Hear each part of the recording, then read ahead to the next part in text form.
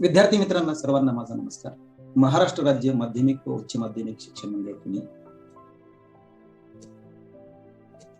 12वी बोर्डाची जीवशास्त्र विषयाची प्रश्नपत्रिका कशी सोडावी भाग पहिला. मित्रांनो, 29 सप्टेंबर 2021 रोजी पुरवणी परीक्षा झाली होती.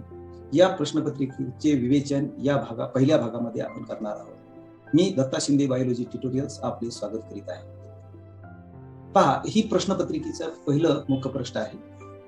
29 सप्टेंबर 2021 रोजी ही बायोलॉजी विषयाची प्रश्नपत्रिका आपल्यासाठी मी सादर करीत आहे. या प्रश्नपत्रिकेच्या अनुषंगाने 2022 मध्ये जी काही प्रश्न परीक्षा होणार आहे, महिना मला इथे सांगता येणार नाही मित्रांनो, कारण कुठल्या महिन्यात होईल हे इथे नमूद करणे उचित नाही. 29 सप्टेंबर 2021 रोजी जी बायोलॉजीची ऑफलाईन पद्धतीने परीक्षा झाली होती, त्या प्रश्नपत्रिकेचे विवेचन या भागात करणार. मित्रांनो, आपल्याला 12वी बायोलॉजीमध्ये एकूण 31 प्रश्न असतात आणि हे 31 प्रश्न 4 विभागात म्हणजे 4 सेक्शन मध्ये विभागले जातात. पहिला सेक्शन आहे ए. एकूण 10 बहुपर्यायी प्रश्न यामध्ये असतात. प्रश्न क्रमांक 1 मध्ये प्रत्येकी 1 गुण असलेले एकूण 10 मल्टिपल चॉईसचे प्रश्न असतात. त्यामध्ये प्रत्येक एमसीक्यू साठी बरोबर उत्तर त्याच्या वर्णमालेसह लिहिणे आवश्यक आहे. उदाहरणार्थ, जो काही एमसीक्यू आहे त्यामध्ये वर्णमाला म्हणजे अल्फाबेट आणि बरोबर असलेले उत्तर. उत्तराचे अल्फाबेट ए असेल किंवा बी असेल किंवा सी असेल किंवा डी असेल, परंतु वर्णमालेसह सोबत उत्तर, त्याचे करेक्ट उत्तर लिहिणे आवश्यक आहे. एमसीक्यूच्या बाबतीत मूल्यमापन फक्त पहिल्या प्रयत्नासाठी केले जाईल. याचा अर्थ असा आहे की आपण आपल्या उत्तरपत्रिकेमध्ये पहिल्यांदा जर सेक्शन ए चे 10 एमसीक्यू सोडलेले असतील आणि त्यानंतर आपल्याला काही डाऊट असेल, कुठेही दुसरीकडे उत्तरपत्रिकेमध्ये सोडलेले असेल, तर पहिल्या प्रयत्नामध्ये जे काही आपण बहुपर्याय प्रश्न सोडवलेले आहेत त्याचाच विचार केला जातो. इतर ठिकाणी सोडवलेल्या प्रश्नाचा विचार केला जाणार नाही. प्रश्न क्रमांक 2 मध्ये प्रत्येकी 1 गुण असलेले 8 लहान उत्तराचे प्रकार आहेत. मित्रांनो, विभाग ब मध्ये सेक्शन बी मध्ये एकूण 12 प्रश्न आहेत. त्यापैकी आपल्याला एकूण 8 प्रश्न सोडवायचे आहेत. त्याचा आपण या ठिकाणी विचार करणार आहोत. Question number 3 to 14 1 short answer type question carrying 2 marks is. म्हणजे विभाग ब मध्ये प्रत्येक प्रश्न 2 गुणाचा असेल.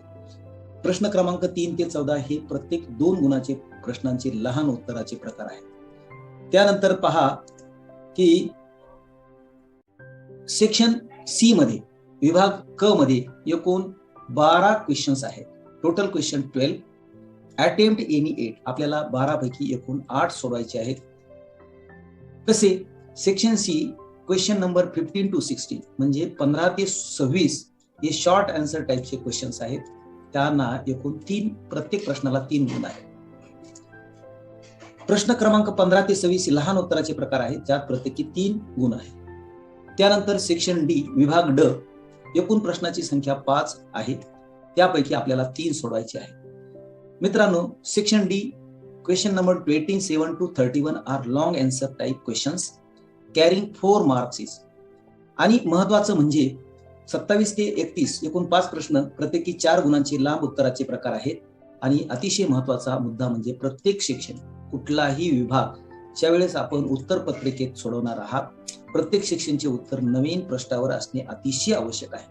या प्राथमिक सूचना आपण अतिशय काळजीपूर्वक लक्षात घेणे महत्वाचे ठरते. या ठिकाणी मित्रांनो, सुरू करूया की विभाग पहिला म्हणजे सेक्शन ए.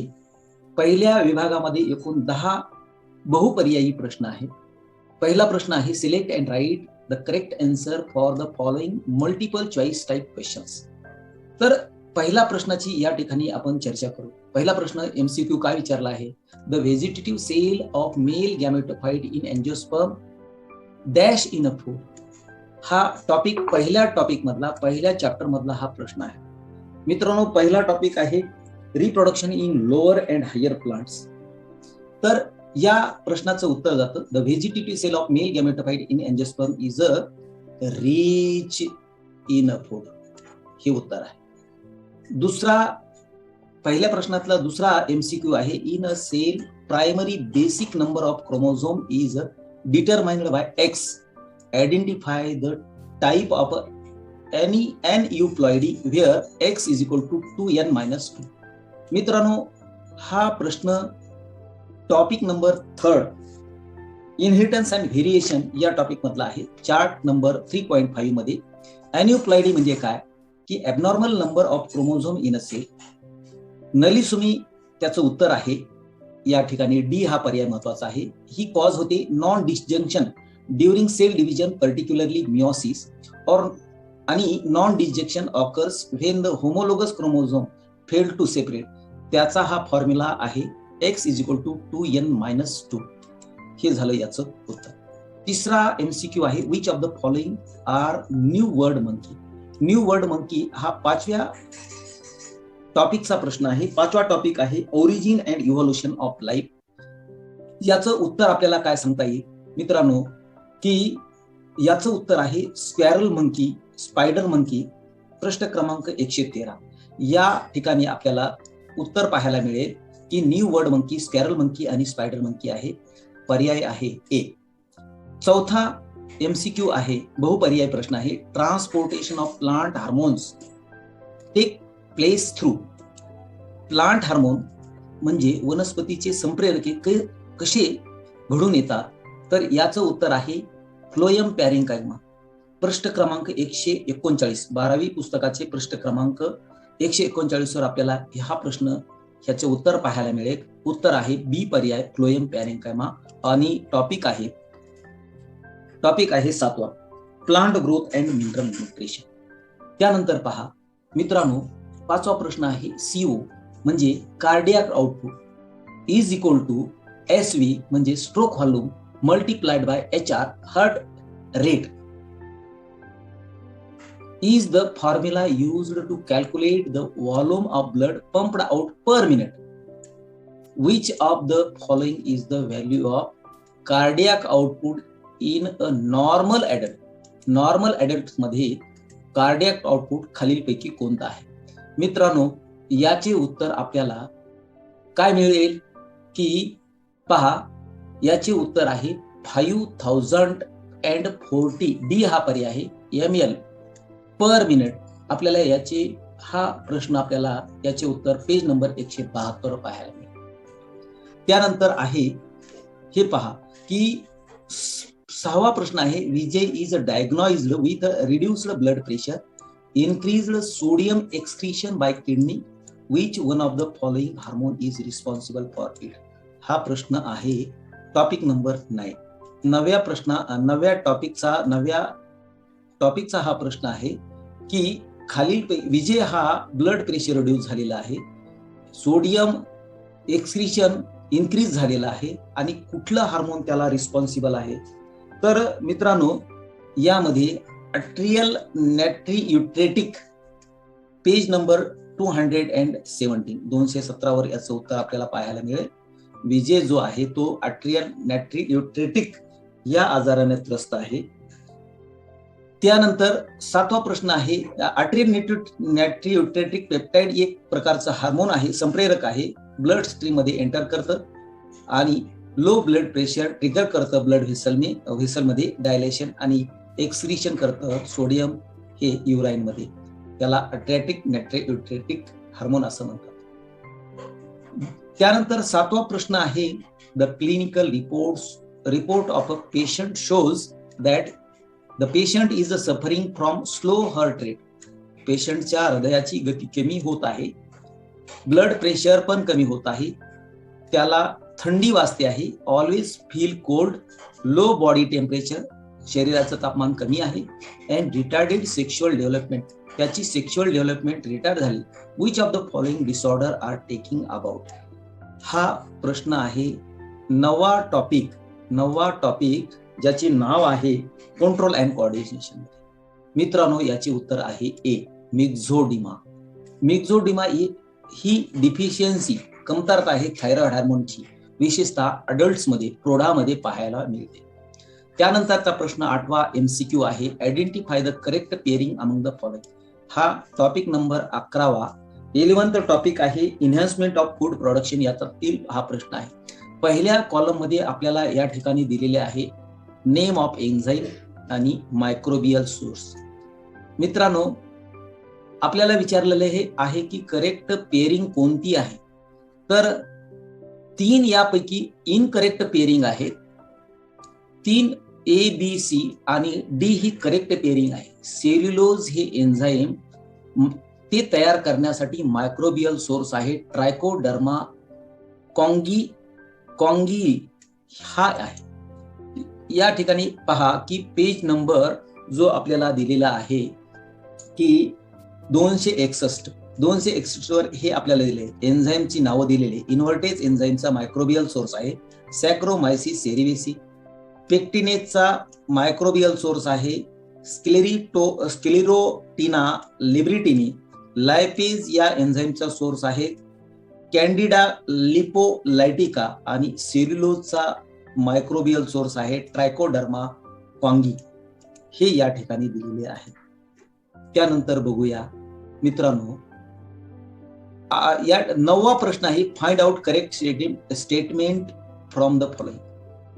काय आहे? Steller sea cow is extinct due to over exploitation. Lantana is not a invasive species. Water hyacinth is extinct. Dinosaur are found in Germany. मित्रांनो, यापैकी आपल्याला योग्य असं करेक्ट वाक्य आपल्याला निवडायचं आहे. करेक्ट वाक्य आहे A, Steller cow is extinct due to over exploitation. Steller cow काय आहे की स्टिलार काऊ पेज नंबर 326 12वीच्या पुस्तकात आपल्याला पाहायला मिळेल. स्टिलार काऊ पहा या ठिकाणी हे चित्र. A last individual has died or is not recorded. त्याला आपण एक्सटेंट म्हणून नामशेष झालेला आहे. It was found only around between Alaska and Russia. Survival in a cold water. हा स्टिलार काऊ हा 100% काय झालेला आहे? एक्सटेंड झालेला आहे. लॅन्टेना कॅमेरा इन्व्हेसिव्ह स्पीसीज ही इन्व्हेसिव्ह स्पीसीज भारतामध्ये आहे. वॉटर हायसियांथ एक्सटेंड झालेलं नाही, त्याचा प्रमाण वाढलेलं आहे. डायनासोर कुठेही पृथ्वीवर पाहायला मिळणार नाही. तर योग्य असा पर्याय आहे Steller cow is extinct due to over exploitation. या स्टिलार काऊ या प्राण्याची पूर्णपणे शिकार झालेली आहे. एकही प्राणी आपल्याला पृथ्वीवर पाहायला मिळणार नाही. 10वा प्रश्न आहे 10th question. The evil quartet causing loss of biodiversity are. काय आहे? Habitat loss, over exploitation, alien species आणि चौथा पर्याय कोणता असेल तर तो आहे को एक्झिस्टन्स. मित्रांनो, इव्हिल क्वार्टेट म्हणजे काय की 4 मेजर बायोडायव्हर्सिटीचे कारण आहेत की बायोडायव्हर्सिटी कॉज होते. त्यापैकी को एक्सटेन्शन्स पेज नंबर 326 वर आपल्याला पाहायला मिळेल मित्रांनो. तर इव्हिल क्वार्टेट म्हणजे चांडाळ चौकडी कोणती आहे? पहिली कोणती आहे? हॅबिटॅट लॉस म्हणजे अधिवास संपणे. ओव्हर एक्सप्लॉटेशन जास्त एक्सप्लॉइट करणे. एलियन म्हणजे विदेशी स्पीसीज, एक्झॉटिक स्पीसीज, त्याचं इन्व्हेशन होणे हॅबिटॅट मध्ये. आणि चौथा आहे को एक्सटेन्शन्स. हे योग्य उत्तर आहे, योग्य पर्याय आहे मित्रांनो. 4 मेजर कॉजेस आहे, त्यापैकी number 1 habitat loss, 2 over exploitation, 3rd alien invasion आणि 4था को एक्सटेन्शन्स. मित्रांनो, हे झाले पहिल्या प्रश्नाचे 10 MCQ बहुपर्यायी प्रश्न. आता आपण बघूया प्रश्न क्रमांक 2. Answer the following questions. पहिला प्रश्न आहे identify label A for x chromosome. तिसरा टॉपिक इनहेरिटन्स अँड व्हेरिएशन मधला हा प्रश्न आहे. प्रश्न क्रमांक 58 वर आहे. यामध्ये आपल्याला ए हा अल्फाबेट दिलेला आहे आणि इथं काय आहे तर इथं आहे सेंट्रोमियर. दुसरा प्रश्न आहे give the name of deficiency symptoms caused due to sulphur in stem and root tips. टॉपिकचा 7व्या नंबरचा हा टॉपिक आहे. तर deficiency symptoms caused due to sulphur in stem and root tips म्हणजे स्टेम मध्ये, खोडामध्ये आणि मुळामध्ये सल्फरची कमतरता असेल तर कुठला प्लांटला आजार होईल? मित्रांनो, उत्तर आहे क्लोरोसिस. प्रश्न क्रमांक 146 ला आपल्याला याचे उत्तर भेटेल. तिसरा प्रश्न आहे, name the process of formation of RBC in human. मनुष्यामध्ये रेड ब्लड कॉर्पस्कल, लाल लोहित पेशी कुठे तयार होतात? आठवा टॉपिक आहे. आठव्या टॉपिकचं नाव आहे रेस्पिरेशन आणि सर्क्युलेशन. तर आरबीसी इरिथ्रोपोएसिस 165 प्रश्न क्रमांकावर आपल्याला पाहायला मिळेल याचे उत्तर. त्यानंतर चौथा प्रश्न आहे, name the hormone involved in parturition. मित्रांनो, पार्च्युरेशन म्हणजे काय की हा टॉपिक आहे 9 नंबरचा, कंट्रोल अँड कोऑर्डिनेशन. तर name of hormone involved in parturition, birth hormone याला असं म्हणतात. ते हार्मोन आहे, संप्रेरक आहे ऑक्सिटोसिन. पेज नंबर 210 वर आपण पाहू शकता. त्यानंतर आहे पाचवा प्रश्न, dash fish control the mosquito larvae. Topic आहे 10 नंबरचा टॉपिक आहे human health and disease. Mosquito larvae पहा, गंबुशिया पेज नंबर 229 229 वर आपल्याला पाहायला मिळेल की गंबुशिया फिश कंट्रोल करतो मॉस्किटो लार्वी. मॉस्किटोचे जे लार्वी आहे, छोटी छोटी पिलं आहेत, तर ते खाऊन टाकणारा मासा म्हणजे गंबुशिया. सहावा प्रश्न आहे, name the type of lichen responsible for weathering of rocks and soil formation. म्हणजे खडकाची झीज करणारा, माती बनवणारा असा कुठला लायकेन आहे? लायकेन म्हणजे शेवाळ आणि बुरशी याचं युनियन. हा टॉपिक आहे 14वा टॉपिक आपल्याला पाहायला मिळेल इकोसिस्टम अँड एनर्जी फ्लो.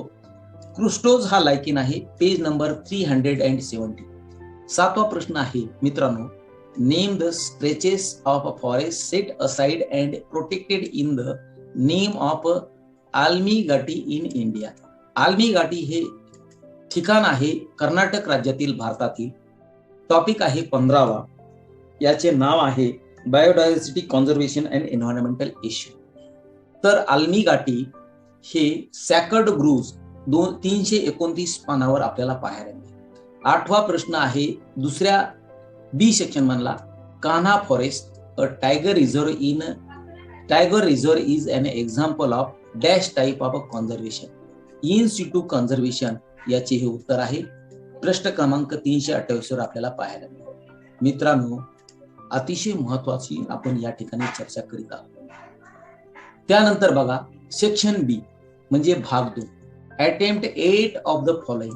मित्रांनो, आपल्याला अगोदरच सांगितलं आहे सेक्शन बी मध्ये तिसरा प्रश्न आहे, from the donor zygote is transferred into the fallopian tube of a female.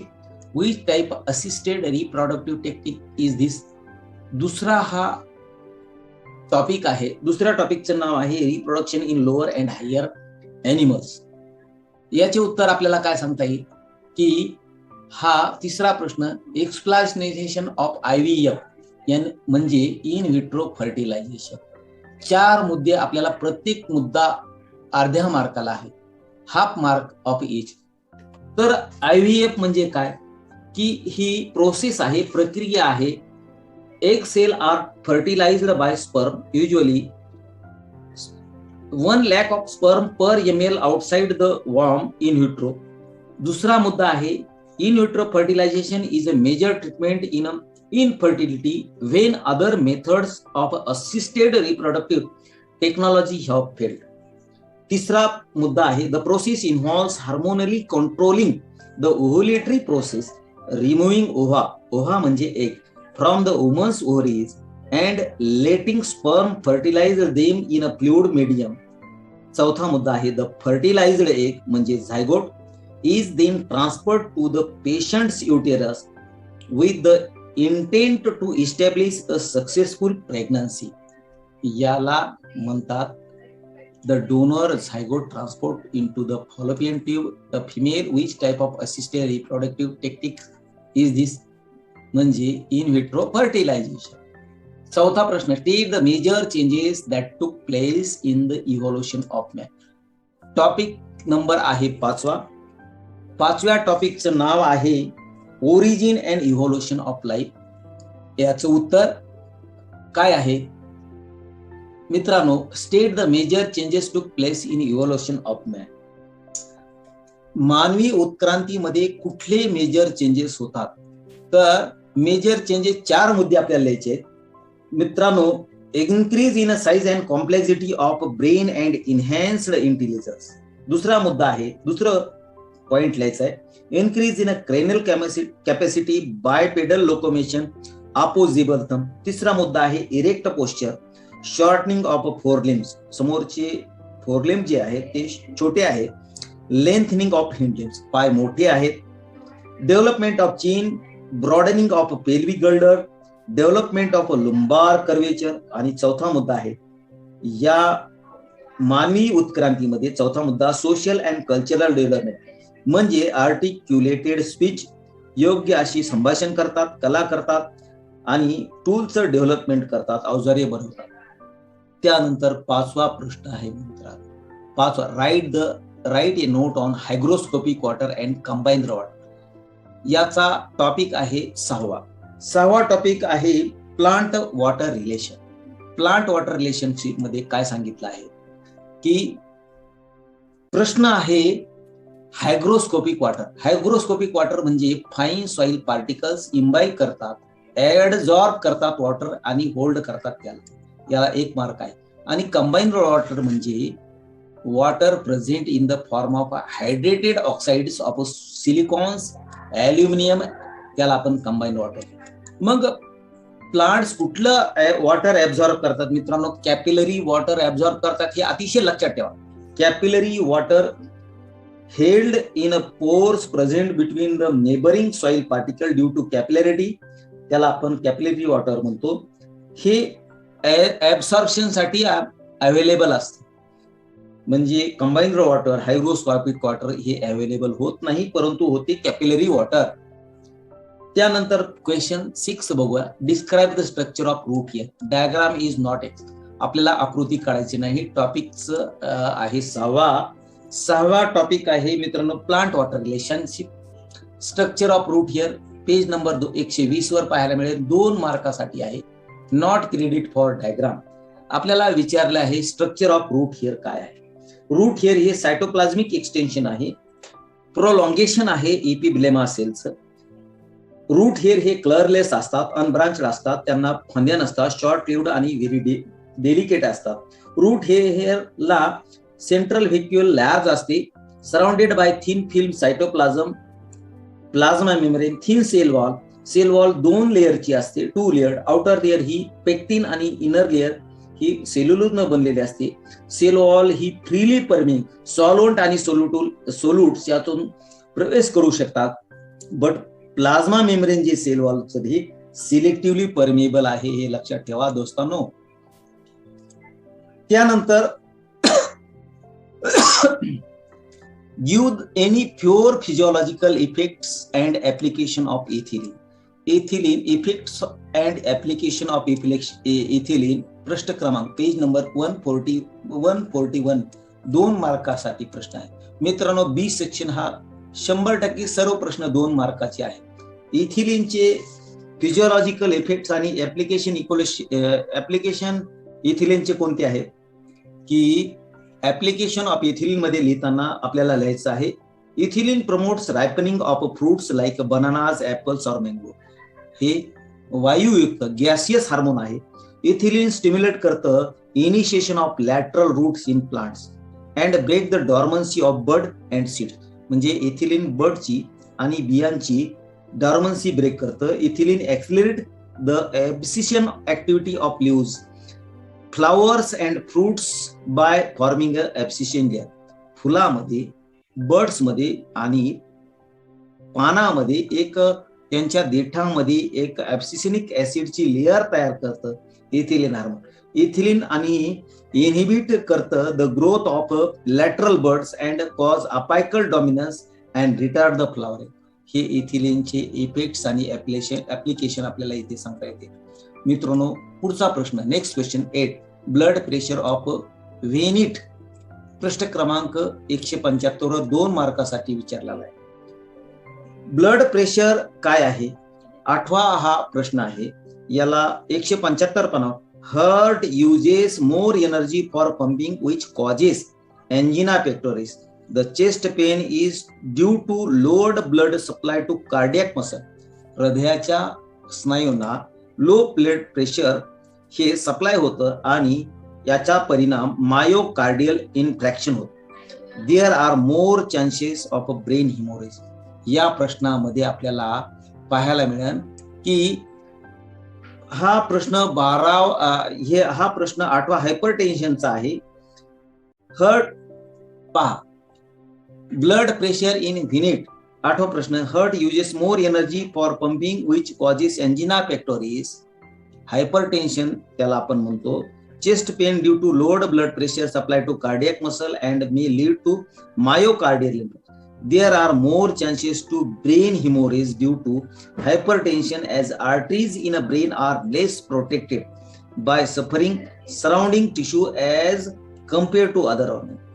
आणि ज्यावेळेस आपण ही चर्चा करू की हायपरटेन्शनची, तर सिम्पटम्स काय आहेत याचे, की heart uses more energy for pumping which causes angina pectoris. Chest pain due to lowered blood supply to cardiac muscles and may lead to myocardial infarction. तिसरा मुद्दा आहे ब्रेन हिमोरेज होगा, म्हणजे मेंदूमध्ये हिमोरेज होईल, मेंदूमध्ये रक्तस्राव होईल आणि किडनी फेल्युअर होईल. हा 8वा प्रश्न आहे मित्रांनो. त्यानंतर पहा की 9वा प्रश्न काय आहे. पहा, Shuklaji was cutting vegetable. Shuklaji भाजी कापत होते. Accidentally one of his superficial blood vessel was cut. त्याच्या भाजी कापत असताना सुपरफिशियल ब्लड व्हेसल ही तुटली. Name the type of blood vessel. कुठली ब्लड रक्तवाहिनी असेल आणि तिची आकृती काढून त्याला नावे द्या. Label diagram of it.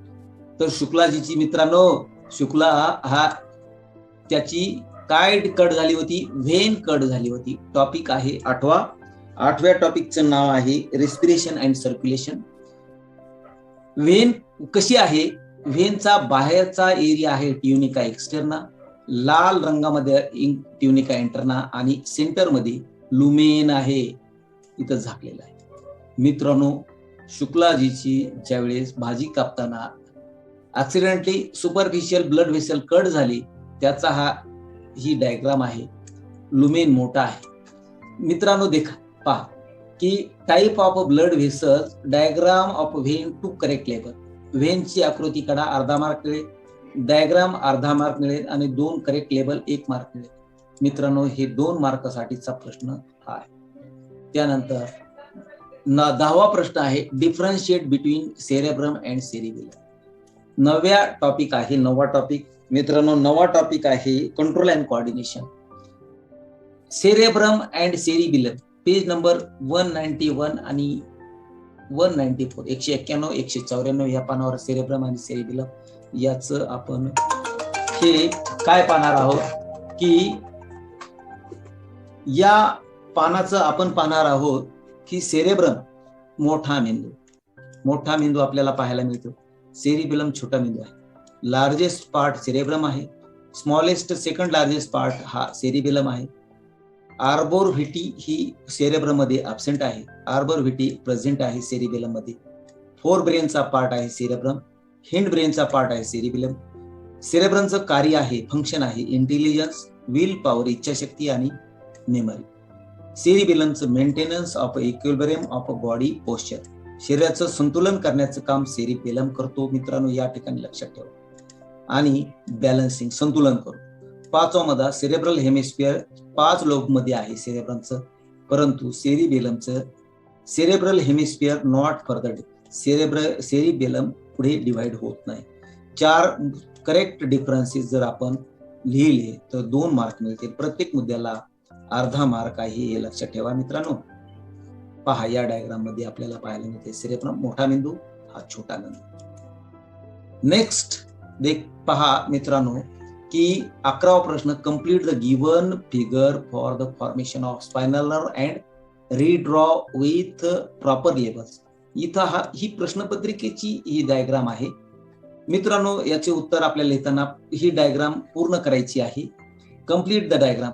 जेव्हा आपण पेज नंबर 198 12वीच्या पुस्तकात 2 मार्कासाठी डायग्राम काढायची आहे. हा आहे डॉर्सल रूट गॅंग्लियोला. हा आहे रॅमस डॉर्सॅलिस, हा आहे रॅमस कम्युनिकसन आणि सिम्पॅथेटिक. करेक्ट डायग्राम 3 लेबल करायचे आहेत. प्रत्येक लेबलला अर्धा मार्क आहे. 3 लेबल म्हणजे 1.5 mark. Dorsal root ganglion, ramus dorsalis, ramus ventralis, ramus communicans, sympathetic ganglion. हे आपल्याला या डायग्राम मध्ये मेन्शन करायचं आहे. ही आहे मॉडेल आन्सर. 12वा प्रश्न लिहिलाय. 12 molecule of acetic acid gives rise 12 molecule of methane plus 12 molecule of carbon dioxide. Topic number 11. 11वा टॉपिक आहे मित्रांनो. 11वा टॉपिक आपल्याला काय सांगतो? Enhancement of food production. The above equation is related to methanogenesis, म्हणजे गोबर गॅस निर्माण होणे, बायोगॅस निर्माण होणे. Stages of a biogas production, explain the other 2 stages. दुसऱ्या 2 स्टेजेस आपल्याला विचारले. अदर 2 स्टेजेस कोणते आहेत? पहिला आहे हायड्रोलिसिस, सोल्युबलायझेशन म्हणतो आपण. दुसरी आहे acidogenesis. Correct equation of 2 stages. प्रत्येक इक्वेशनला 1 मार्क आहे, half mark each. Explanation of each stage 1 mark, half mark of each. 300 हे 264 पानावर आपल्याला पाहायला मिळेल. काय आहे 264 पान 12वीच्या पुस्तकातील? मित्रांनो, 12 molecule of acetic acid gives rise to 12 molecule of methane plus 12 molecule of carbon dioxide. याला हायड्रोलिसिस किंवा सोल्युबलायझेशन. सुरुवातीला रॉ मटेरियल कॅटलचं डंग, गाई म्हशीचं हे शेण, हे मिक्स करतात पाण्याद्वारे आणि इक्वल प्रोपोर्शन मध्ये स्लरी तयार होते आणि ही डायजेस्टरला ही प्रोव्हाइड केली जाते. येथे एनारोबिक हायड्रोलिटिक बॅक्टेरिया क्लस्ट्रोडियम, सिडोमोनास आणि hydrolyse carbohydrate into simple sugar, protein आणि अमिनो ऍसिड आणि लिपिड हे फॅटी ऍसिड मध्ये तयार. दुसरी स्टेप आहे ऍसिडोजेनेसिस, म्हणजे या स्टेज मध्ये फॅकल्टेटिव्ह एनारोबिक ऍसिडोजेनिक बॅक्टेरिया आणि ऑब्लिगेट एनारोबिक ऑर्गॅनिझम कन्वर्ट करतात सिंपल ऑर्गॅनिक मटेरियलला ऍसिड्स मध्ये. त्याद्वारे फॉर्मिक ऍसिड किंवा ऍसिटिक ऍसिड, हायड्रोजन आणि कार्बन CO2 तयार होतो. आणि तिसऱ्या स्टेप मध्ये मिथेनोजेनेसिस, म्हणजे लास्ट स्टेज आहे. एनारोबिक मिथेनोजेनिक बॅक्टेरिया कोणत्या? मिथेनोबॅक्टेरियम, मिथेनोकोकस कन्वर्ट करतात ऍसिटेटला हायड्रोजन मध्ये आणि कार्बन डायऑक्साइड, मिथेन मध्ये आणि पाण्यामध्ये, वॉटर H2O मध्ये. म्हणजे कार्बन डायऑक्साइड, हायड्रोजन, मिथेन तयार होतो आणि पाणी तयार. तर हे आहे या 12व्या प्रश्नाच्या 3 स्टेप. मित्रांनो, त्यानंतर पहा 13वा प्रश्न, मॅच ऑफ द फॉलोइंग. प्रश्न क्रमांक 302, 2 मार्कासाठी आहे. पहिल्या कॉलम मध्ये टाइप ऑफ इंटरॅक्शन, दुसऱ्या कॉलम मध्ये एक्झाम्पल दिले. आंतरक्रिया 13वा टॉपिक आहे मित्रांनो आपला ऑर्गॅनिझम अँड पॉप्युलेशन. म्युच्युअलिझम हे इंटरॅक्शन आहे. एक्टोपॅरासाइट हे इंटरॅक्शन आहे. एंडोपॅरासाइट इंटरॅक्शन आहे. कॉमेन्सॅलिझम यामध्ये आपल्याला विचारलेला आहे. प्रश्न पहा की match the following pairs and rewrite. म्युच्युअलिझमचं आपल्याला उदाहरण देता येईल लायकेन. म्युच्युअलिझम हे लायकेन आहे. एक्टोपॅरासाइटचं टिक्स ऑन डॉग. एंडोपॅरासाइटचं उदाहरण आहे प्लाझ्मोडियम ओवॅक्स, मलेरिया कॉज होतो. कॉमेन्सॅलिझमचं एक्झाम्पल आहे ऑर्किड्स. हे टॉपिक आहे 13वा, ज्याचे नाव आहे इकोसिस्टम अँड एनर्जी. 14वा प्रश्न आहे state the different types of adaptation, अनुकूलन, seen in animal from the colder climate region. हा अतिशय महत्वाचा प्रश्न आहे. अॅनिमल इन कोल्डर क्लायमेट प्रश्न क्रमांक 297 वर 2 मार्कासाठी विचारला. 4 करेक्ट मुद्दे आपल्याला 2 मार्कासाठी, प्रत्येक मुद्द्याला अर्धा मार्क आहे. मित्रांनो, काय लिहिलेलं आहे की आपण चर्चा करणार की 4 अडॅप्टेशन कोणते आहेत. तर 4 अडॅप्टेशन अनुकूलनचे आपण जर विचार करू, शॉर्टर स्नाउट म्हणून आपण त्याला, स्नाउट म्हणजे नाकपुड्या, शॉर्टर कोल्डर क्लायमेट जे प्राणी असतात. 297 2 मार्कासाठी विचारलेला आहे. शॉर्टर स्नाउट, छोटे कान म्हणजे शॉर्टर इयर, छोटी टेल म्हणजे छोटी चपटी आणि छोटे हात पाय. To minimise the loss of body heat, याला आपण एलियन्स रूल असं म्हणू. हे 4 मुद्दे आपण लिहा, बिलकुल लिहा. पहिला मुद्दा आहे शॉर्टर स्नाउट, इयर्स. दुसरा टेल. तिसरा limbs. To minimise the loss of body heat, त्याला आपण एलियन्स रूल असं म्हणू. हा टॉपिक आहे 13वा. 13 टॉपिक आहे adaptation of a colder climate, 297 पेजवर आहे. आणि 13वा टॉपिक ऑर्गॅनिझम अँड पॉप्युलेशन. मित्रांनो, या ठिकाणी आपण थांबू.